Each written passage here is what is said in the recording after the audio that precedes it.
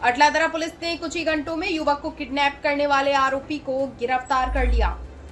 पीड़ित युवक की शिकायत के आधार पर पुलिस ने तुरंत कार्रवाई की। पुलिस ने सभी आरोपियों को गिरफ्तार कर कानूनी कार्रवाई शुरू कर दी है। क्राइम में इस्तेमाल गाड़ी और दूसरी चीजों को जब्त करने की कार्रवाई शुरू कर दी गई है। पुलिस की इस तेज और सख्त कार्रवाई से अपराधियों में दहशत फैल गई है।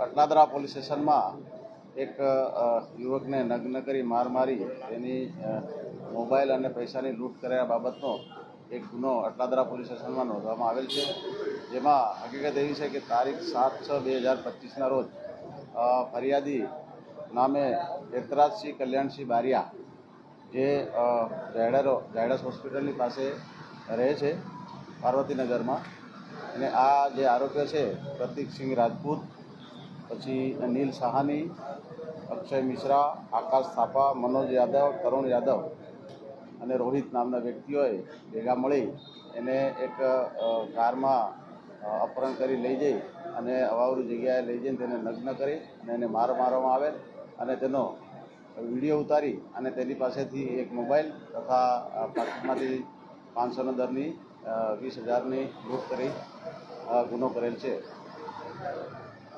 એ બાબતે આ જે આરોપીઓ છે એ પૈકીના 4 આરોપીઓને પોલીસે તાત્કાલિક ધરપકડ કરેલ છે અને આગળની તપાસ હાલમાં ચાલુ છે। ઘટના 1 વર્ષ પહેલા બની તો અત્યાર સુધી પોલીસ પાસે કોઈ વિગત નહોતી, શું હતું મામલો? આમાં વિગત એવી છે કે જે ફરિયાદી છે એને આ જે આરોપીઓ છે એને ધમકી આપી કે તું પોલીસને જાણ કરીશ કે તારા ઘરે જાણ કરીશ તો તને જાનથી મારી નાખીશું। એ બીકમાં એ જે તે વખતે ફરિયાદીએ કોઈ ફરિયાદ આપેલી નહીં કે એના ઘરે પણ જાણ કરેલી નહીં, પણ એના મિત્રને ખબર પડતા એના મિત્રએ એના ઘરે જાણ કરતા એ ત્યારબાદ પછી અહીંયા પોલીસ સ્ટેશન ફરિયાદ આપે। આરોપીઓનો ગુનાહિત કેસ છે ખરો કોઈ? હા, આરોપીઓનો ગુનાહિત કેસ છે। આરોપીઓ છે જે આ પ્રતીક રાજપૂત છે એના વિરુદ્ધમાં અટલાદરા પોલીસ સ્ટેશનમાં ગુનો નોંધાયેલ છે। અગાઉ એવું જાણવા મળેલ છે કે એના વિરુદ્ધમાં ગોત્રી પોલીસ સ્ટેશનમાં એક મર્ડરનો ગુનો નોંધાયેલ છે।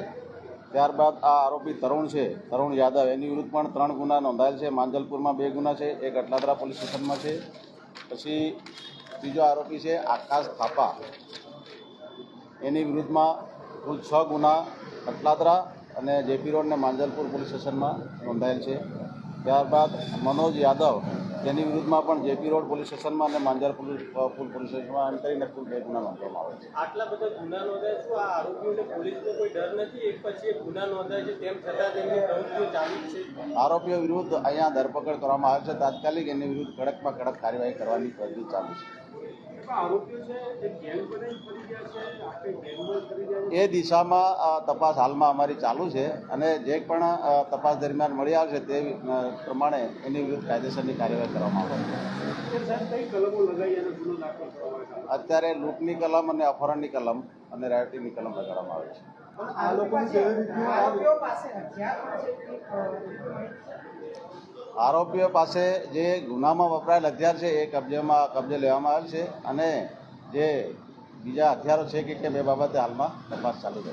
આ લોકો પર એટલા ગુનાઓ છે, ગુનાહિત ઇતિહાસ ધરાવે છે, આ લોકો માથાવારે શકશો છે? ગુના નોંધાયેલા છે અને પોલીસે કાયદેસરની કાર્યવાહી પણ કરેલ છે અને હાલમાં પણ જે ગુનો દાખલ કરી એને સખતમાં સખત કાર્યવાહી કરવાની તજવીજ ચાલુ છે। વિસ્તારની અંદર લોકોની આ પણ માંગ છે, જ્યારે આ લોકો વિસ્તારની અંદર ફરે છે તો પણ આખો ટોળો જે આખો જો તમે ગુનાહિત ઇતિહાસવાળા લોકોએ નામ લીધું, આ લોકો ટોળામાં જ ફરે છે, એ તો એક ખોફ પેદા કરવાની કોશિશ થઈ વિસ્તારની અંદર। એવી હકીકત જાણવા મળેલ નથી, પરંતુ જો એ પ્રમાણે જે કંઈ જાણવા મળશે અને કંઈ પણ ફરિયાદ આવશે એના પર તાત્કાલિક પગલાં લેવામાં આવશે।